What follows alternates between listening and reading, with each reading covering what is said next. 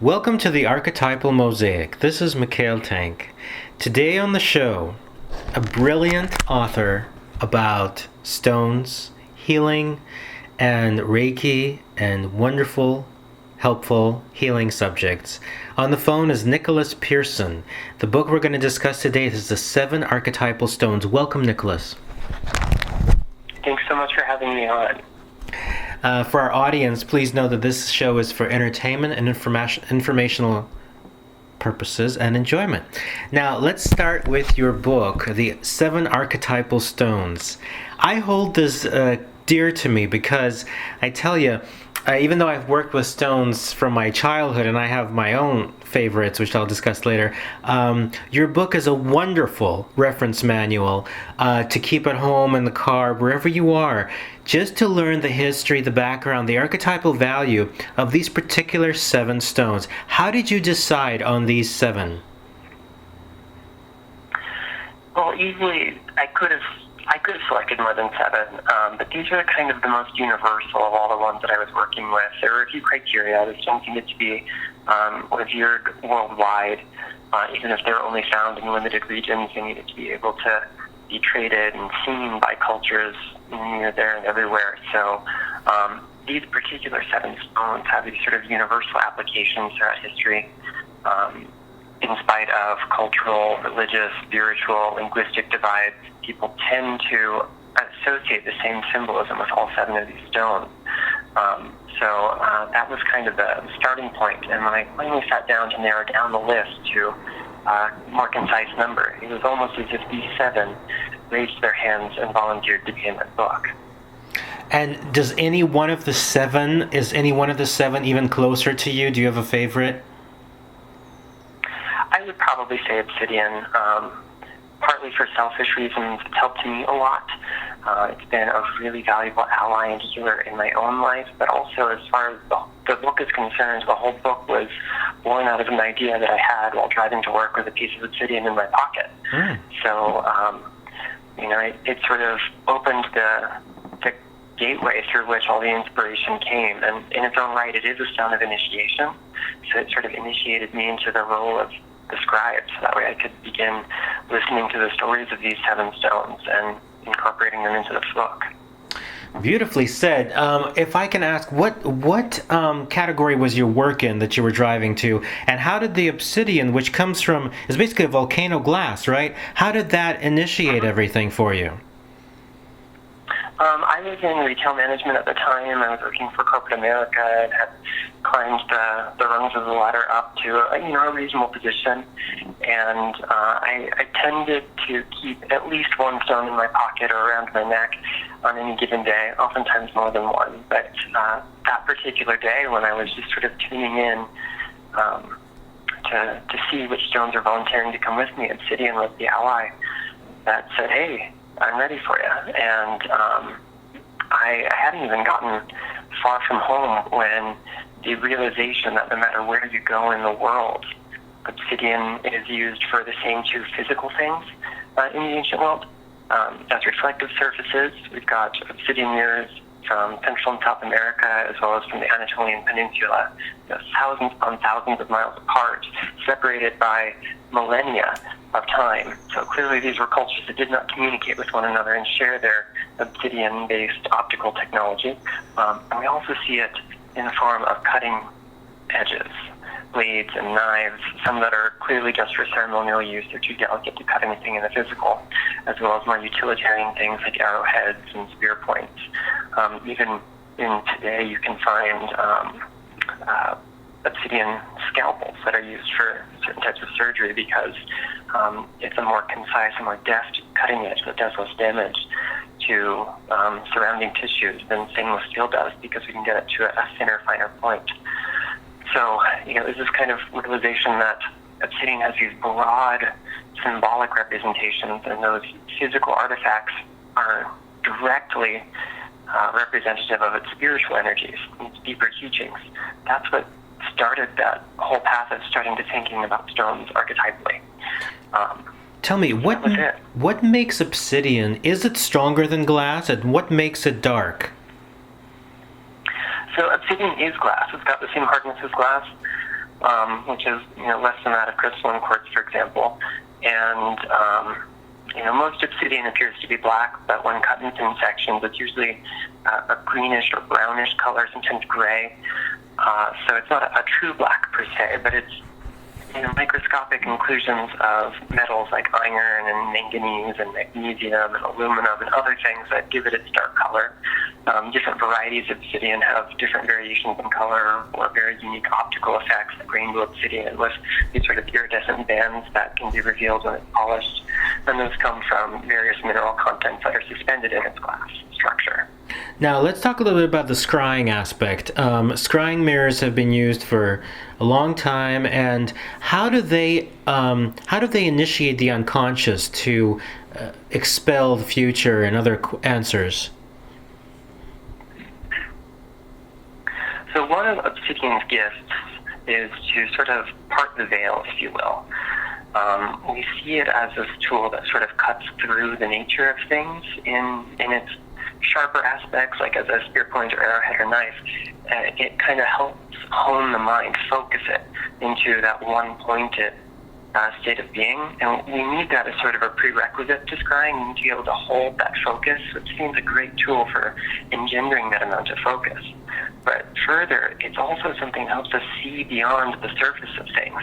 If we have a brilliantly polished piece of obsidian, if we look into it, we see a great reflection there. To ancient people who couldn't make their own glass or metal mirrors, obsidian was a really good tool that they had available to them for making a mirror. But what you see is not a full-color, realistic, lifelike representation of you. You see this sort of ghostly outline in these sort of dim, muted colors. And so it represents peering into the shadow self, peering into the unknown, the subconscious. And these are kind of the links that we have to non-ordinary consciousness, a sort of shamanic or spiritual reality that's just beyond our own everyday material world. So when we use obsidian for scrying, we're getting both of these aspects. We're getting that ability to focus and cut through whatever background noise there might be in our mind. And then we're also getting the parting of the veil so we can see into the deeper nature of reality. Thank you. And now, a fun question. If, let's say, you're going to an event about your book or somewhere in the future, and a fan, somebody who admires you, wants to bring you the stone of your dreams, what would be the stone of your dreams that you don't have in your collection? I think that's hard to say because there are something like 14,000 valid mineral species and many, many, many, many rocks that are comprised of those. So, I certainly couldn't have them all in my collection, but like snowflakes, no two are alike. Even something as everyday as quartz or agate or amethyst, these are things that, we pick up two specimens of and they'll never be identical. So I kind of appreciate each one for being unique. Of course, there are weird and wonderful things I'd love to add to my collection, but, I appreciate every stone there is. Beautiful. The next stone we're going to talk about is jade, which is one of my 7 favorites, except I divide mine into 2 stones, and you have it under one thing, which is both nephrite and jadeite. The history of jadeite has indeed been conflicted, and Burmese jadeite, as long as it's conflict-free, is really much more expensive, especially the imperial jade kind, which is the translucent kind of darker green. And then there's the nephrite. My favorite nephrite comes from New Zealand. Tell me about jade as a whole. You have it under one chapter. How do the two stones behave differently? How can people use them or enjoy them as 2 different elements? And what do you like about jade? Well, to start with, jade is one of those things that's really challenging to write. It's not one distinct mineral. Technically, one of its 2 varieties is not even a mineral at all. It's a rock because it's an admixture of 2 different substances. So, there's a lot of variation. We add to that also the sort of inability of ancient cultures to separate the 2 very clearly. In Chinese, the word for jade is sometimes used just sort of analogous as our word for stone or precious stone. So lots of other things have jade in their title in Chinese that aren't chemically speaking jade. So it took a lot to sort of sift through defined just the ancient lore that was ascribed to these two stones. Before talking about what makes them different, let's talk about what makes them similar. Sure. Apart from a similar external appearance, if we look at their composition, they share a lot of elements in common. Both of them belong to the same crystal class, the same sort of geometrical class. They're monoclinic minerals that they're comprised from. And they are both often formed by metamorphic activity, especially the things that cause mountains to form. So these sorts of chemicals and structures and processes give jade of either variety very similar energies.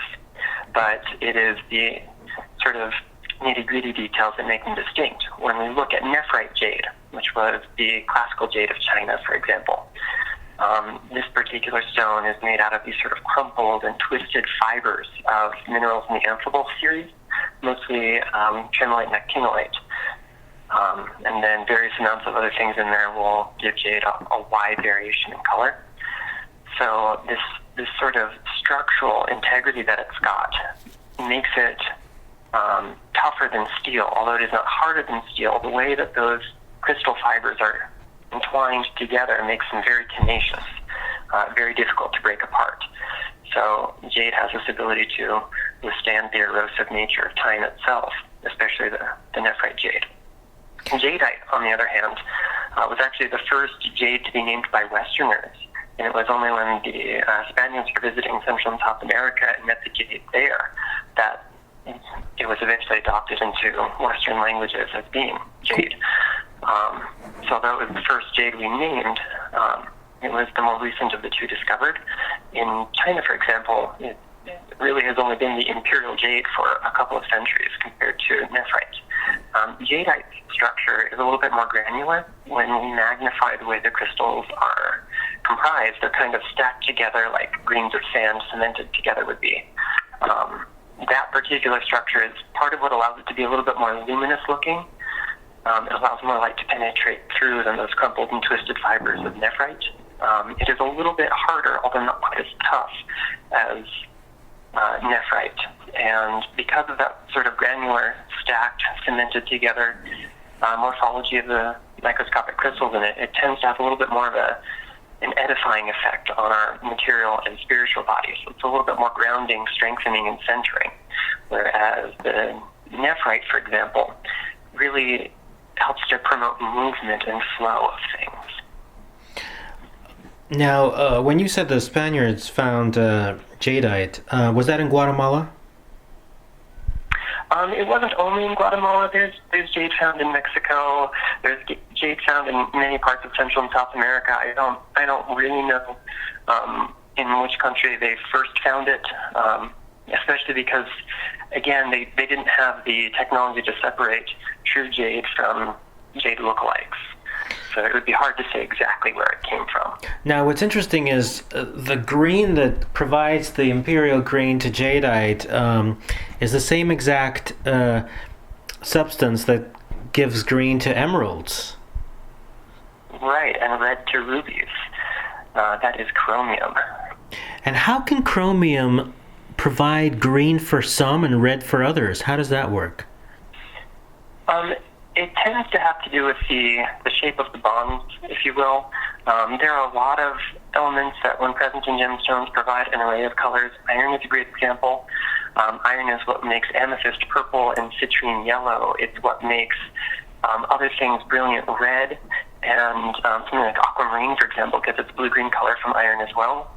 So, in part, it's, the physical matrix of the stone is going to have some relationship with optics, the way it bends light, for example, and then the state of oxidation, which ionic state that particular trace element is in, whether it's iron or chromium, is also going to influence it. And then the way that particularly ionized element fits into the crystal matrix, that crystal lattice, will also have a relationship with light. So, I'm certainly not an expert in which state of oxidation is likely to give us which colors, but, by and large, lots of things code for different colors in the mineral kingdom. Since we started talking about amethyst and citrine, which happens to be the same thing in different heating, Manganese also provides the color for amethyst, which happens to be my favorite of all. Let's talk about that. Now, is every citrine, was it originally an amethyst? Well, first I want to back up. Manganese has never really been found in any significant quantity in amethyst. In probably the turn of the 20th century, the belief was that it was probably manganese that caused the purple color, but subsequent analyses have proven that it's only iron, maybe iron and a handful of other things, but predominantly the iron itself. So, manganese does that. Now, as far as is all citrine originally amethyst? Probably not in terms of what's happening in the earth. Again, it comes down to that state of oxidation. There are lots of factors that can cause a sort of golden yellow color. It's not just the iron content. It can also be an aluminum content, which is what makes smoky quartz brown to gray to black. So there are various factors that can cause a citrine to be a citrine. Nowadays, in the gemstone market, it's very common to see 80% or more of colored gemstones receiving some form of treatment. So most citrine that you see that's been cut and faceted and polished has probably undergone some form of heating, even if only to improve its color. It may not originally have been amethyst, but it's still probably getting some sort of process applied to enhance its appearance. Now, but that's an interesting thing, though. If you take amethyst and you heat it very strongly for a certain period of time, you get kind of a fake citrine, right? Yeah, you get a golden yellow quartz. And then the natural citrine that grows in Madagascar, Brazil, wherever it grows, does it have the exact same structure and compound as amethyst underneath the color? Not necessarily. Some do and some do not. Okay. So back to amethyst. Now, what makes amethyst? Now, it also emits negative ions and cleans the kind of electromagnetic field. Can you discuss that? Actually, that's never something I've really covered in my research. What does amethyst do? How does it help people? So amethyst is a stone of transmutation. It is sort of the emissary of the violet ray, which is the ray of alchemy, of transmutation, of magic, of the transformation of our consciousness. So the first thing that it does is it helps to highlight whatever the limitations to those acts of transfiguration might be. So the word amethyst itself comes to us via Greek, amethustos, meaning not drunken. So when we are working with it, it helps us find those things that might hold us back, that might intoxicate us. And that's not always a literal physical substance. It could be the thoughts that we tend to, overthink, the behavioral patterns we tend to overdo, the emotions that we might feel too much that keep us from really experiencing authentic growth or true peace or, abiding happiness. So after finding what these limiting influences are, amethyst gives us the authority, the permission, the energy to sort of stay away from them. To say, you know what, I'm going to set a healthy boundary here, and I'm not going to engage in this anymore. And once we do that, suddenly we have the ability to really transform our lives. It allows us to take something that might be a negative and limiting force and turn it into something positive, a growth experience, the potential to just totally transform. Now, amethyst by some people is considered to be a kind of a messed up quartz because it's impure. Now, when people explain it to be an impure quartz, it feels so wrong to me because to me it feels like the purest of the quartz. How do you feel about these kind of explanations? Have you seen what I'm talking about? It's not really something I've encountered, only because most of the colored gemstones with which we're familiar are things that have trace amounts of other things in them. Jade, for example, if it were perfect and pure in nature, would have no color whatsoever. The same is true of, ruby, sapphire, which are forms of corundum. All forms of quartz in its most pure state would be totally colorless, and our mineral kingdom would be a lot more drab. And the thing is that when it comes to the world of nature is perfectly imperfect. Mm-hmm. There is no such thing as perfect in nature. So I don't consider amethyst to be impure. I just think of it as quartz with trace amounts of iron in it. That doesn't make it less pure or more pure or anything else. It's just a totally different personality as far as its energy goes. Beautifully said. Thank you. Let's go to emerald, another one of my favorites. So there's green beryl, which is a much lighter emerald, and then there is emerald. At which point, at which delineation does green beryl become emerald? It depends on who you ask. If you look at the Gemological Institute of the Americas, they're a little bit more forgiving as to what can cause the green color. Here in the U.S., the abiding organizations state that in addition to chromium, vanadium is also a valid coloring agent for emerald, whereas over in Europe, for example, their gemological associations do not recognize vanadium-bearing beryl as being emerald. So it's really a matter of opinion. It's not really there's no hard line between one shade of green and the next. It's very subjective, and that's just the way color works in general, not just in the jewelry industry, but in life in general. For me, for example, I am rather profoundly colorblind, so I tend to use color as the last identifying factor when I'm working with stones, because generally speaking, it is the least important thing that we work with, even energetically. Color only accounts for about 1/14 or maybe 7% of a stone's total energy. That means about 93% of the energy we experience in a stone is actually defined by its composition, its morphology, its formation habit, that internal crystal structure, as well as the formation processes that are involved in bringing it to us.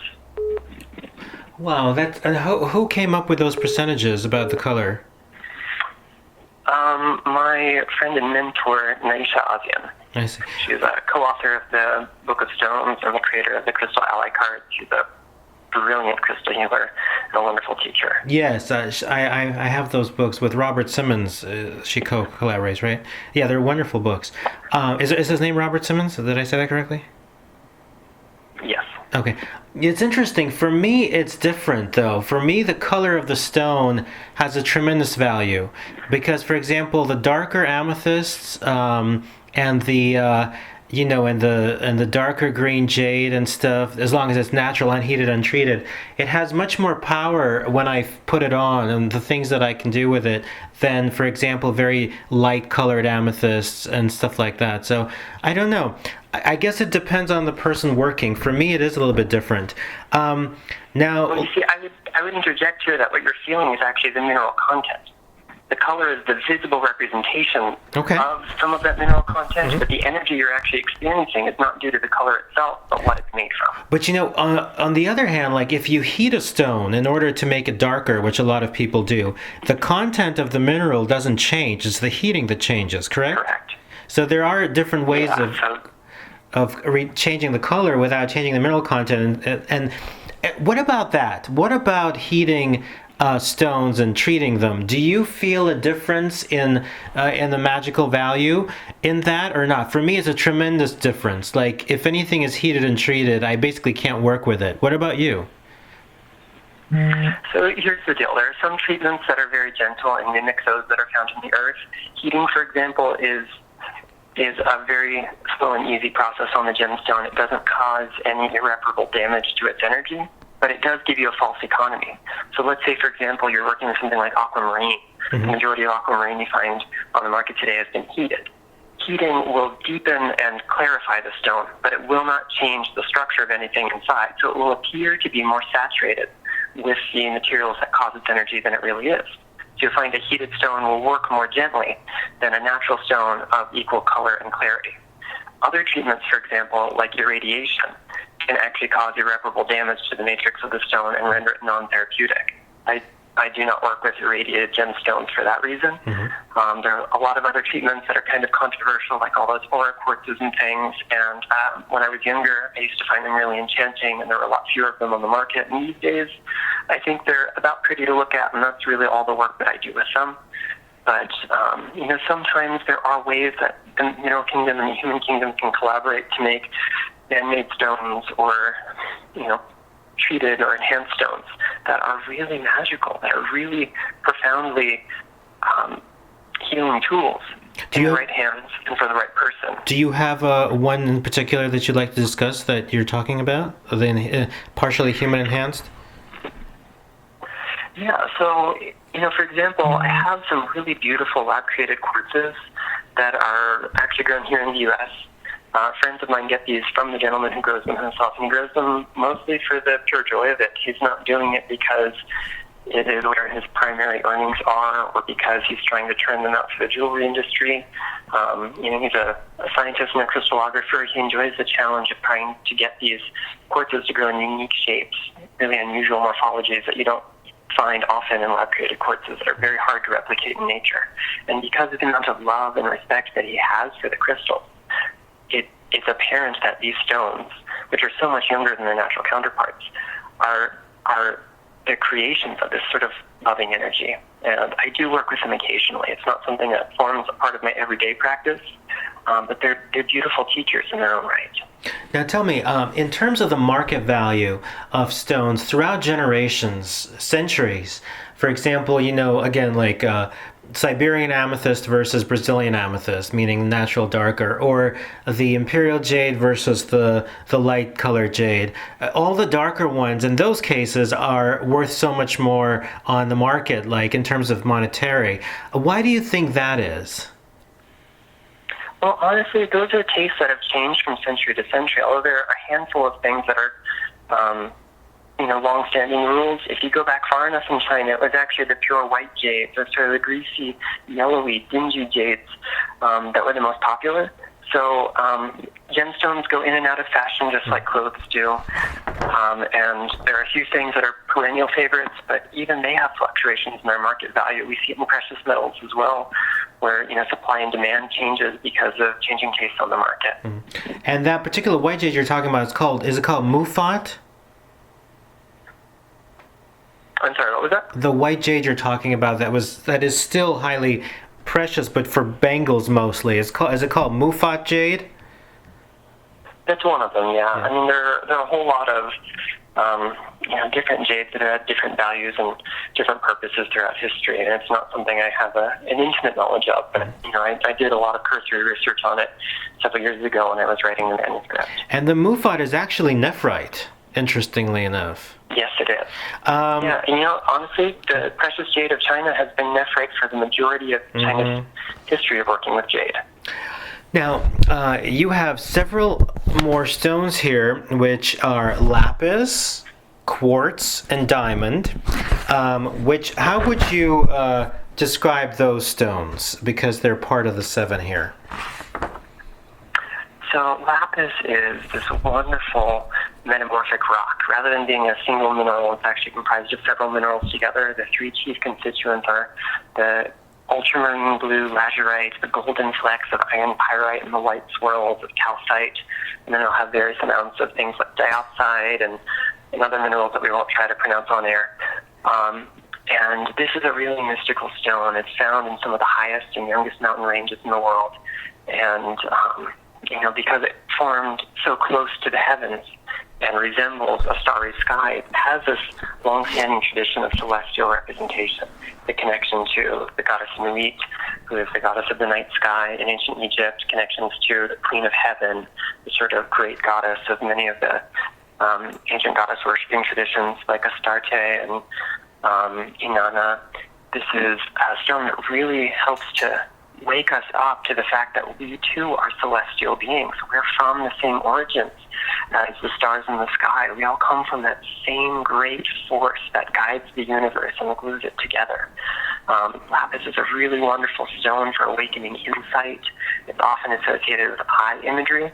So we see it in the form of the Eye of Horus, and the cosmetics that are made for eyes in ancient Egypt. We also see it adorning statues and other parts of the Near East. It's just got a wonderful ability to open our insight, to activate the third eye, as we might say in the New Age lingo, but to go much deeper and show us that our real sight doesn't come from our mind, it comes from our heart.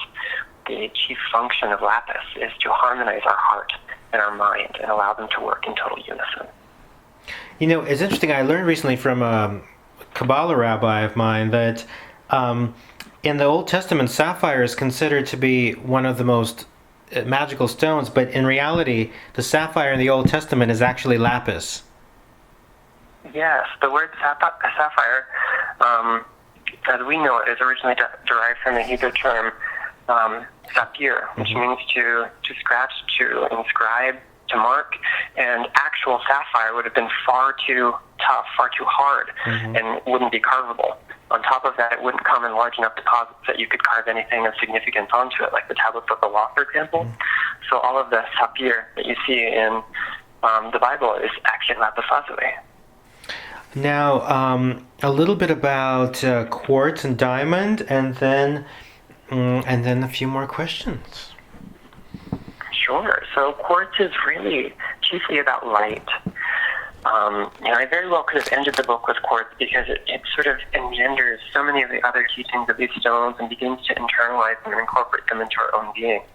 We see crystal lenses and crystal spheres and globes and burning orbs throughout the ages, and many of these are entombed with people because they're meant to be funerary offerings or votive offerings that were meant to help the soul return to the celestial spheres, much in the same way that light passing through one of these crystal lenses would be condensed and focused to a single point. They believe that our soul journeyed from the sort of immaterial plane of light into the physical body by passing through a metaphorical crystal sphere. So we could use them for the reverse journey too on the way out. In the most sort of prototypic sense, a natural quartz crystal is a natural wand. It is a shamanic tool for influencing reality. But this natural shape of the crystal is a hexagonal prism, and that too is optical imagery. When light passes through it, it's refracted into 7 incident rays, and it can really be a powerful tool for letting us see and experience the fullness and richness of life because of that same ability to refract all experiences into their components.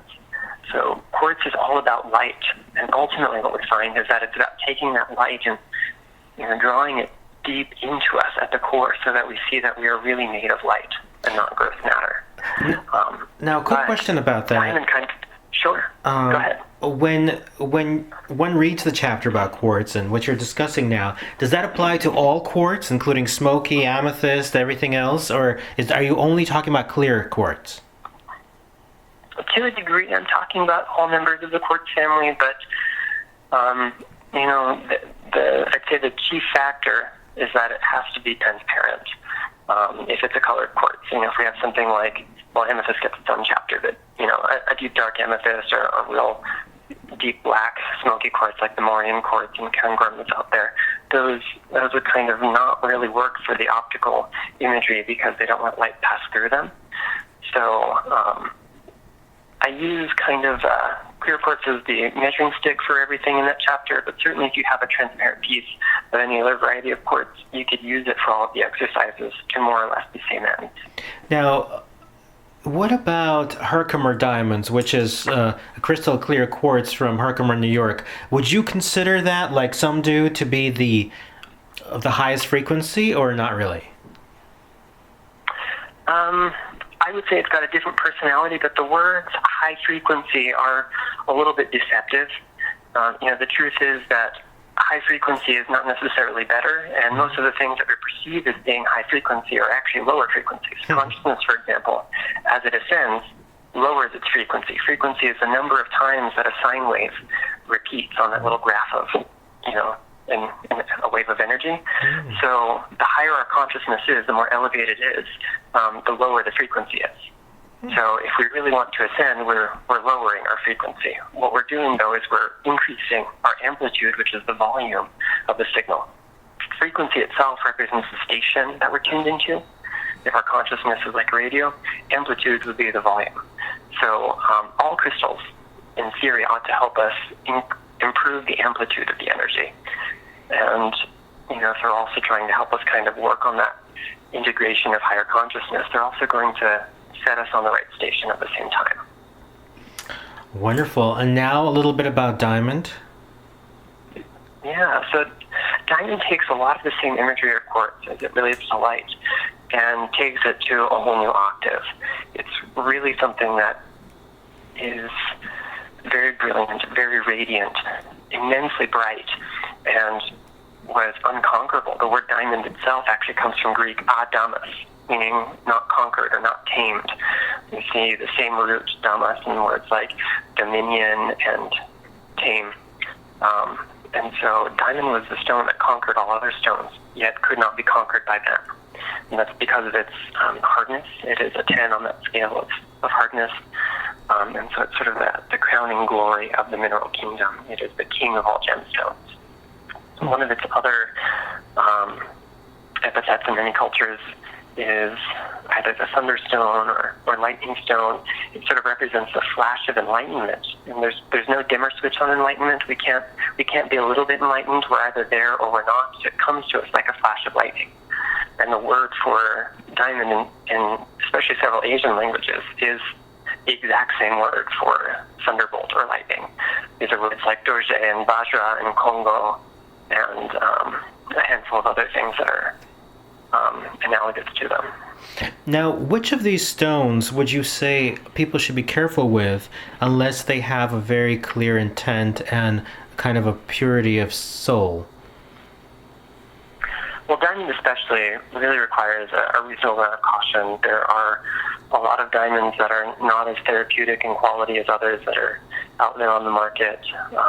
And diamond therapy has its own set of protocols that I have not personally studied. So that is one that really requires a lot of sensitivity on behalf of the practitioner. But all stones really are meant to be these sort of mirrors to our consciousness. And if we're putting out the right intention and coming from the right space, they're going to enhance that. And if we're not coming from the right space, they're going to reflect that back to us to show us maybe what isn't working. So something like obsidian can be a really fierce teacher of that lesson and really illuminate our shadow self, which is not always a pleasant experience. So, kind of have to do the homework and be prepared for that with any of our stones. The more deeply we want to go with the healing value of crystals, the more we have to do the work on ourselves first. Now, there's a few stones that I love and possibly would add to a different project, which are turquoise, Z agates, and alexandrites. Those would be the ones I would add. Are there any that you would add to this book if you could? Yeah, there's several that didn't quite make the cut. Turquoise was one of them. Agate in general was something that I considered, and also either ruby or carnelian, something with that sort of real rich, red, fiery energy. The honest truth is there wasn't enough of a cohesive theme embodied by the majority of those, with the exception of turquoise, and so much of it overlapped with other stones that it would have been very redundant in the book. Got it. Now, your future book, or your coming out book, is the one about the heart. Can you describe that to us? For sure. I'm really excited about this project. It's called Crystal Healing for the Heart, Gemstone Therapy for Physical, Emotional, and Spiritual Well-Being. And it sort of tours a system, an approach to reaching wholeheartedness. And it is the approach I've taken in my own life. So I didn't really draw upon anyone else's healing system. I definitely dove hard into the research on the gemstones that are included in there, but as far as the way it's sort of organized and structured, that's my trial and error approach to showing up as a real person in life, for lack of a better way to put it. And the stones themselves are a handful of really new and exciting things that I've only recently gotten to work with in the last couple of years, and then there are lots of old standards that we would all associate with healing the heart, things like tourmaline and rose quartz. But our heart chakra is not limited to just pink and green stones, so you're going to find things of every color of the rainbow in there. And it actually starts with some of those deep dark stones again, like obsidian and in the 7 archetypal stones. We meet stones like onyx and obsidian and even black tourmaline and hematite right there in one of the early chapters, because these are the things that sort of fortify us and expose to us where we need to bring the most healing. And then from there, every chapter is kind of like the stones are passing the baton onto the next theme of healing. So, it covers things like forgiveness and healing the inner child, as well as learning to express from your heart and really live in a heart-centered reality. how to realign your will, your small self with that of the universe, and ultimately leads us up to that sort of alchemical nature of the heart as the crucible in which our own spiritual alchemy takes place through the transformative power of love. And what is the release for that? That one is expected out on shelves on September 19th. Wonderful. And then you're also working on a Reiki project book, right? Yes, I am. It's in the editing process as we speak, and that one's due out in early April. So that one's currently titled Foundations of Reiki Ryoho, and it's a manual for Shoden and Okuden, or the first 2 degrees of Reiki. Wonderful. Nicholas, it's been a true pleasure having you on the Archetypal Mosaic. Thank you for the definition of frequency versus amplitude. It was very nice to hear that. Is there anything else you'd like to add? No, I'm just really grateful to be on. Thank you so much for all your thoughtful questions. Thank you. Everybody, check out the 7 archetypal stones available on Amazon, at your local bookstores, in the magic shops, and wherever books are sold. Nicholas Pearson, thank you for being on the Archetypal Mosaic.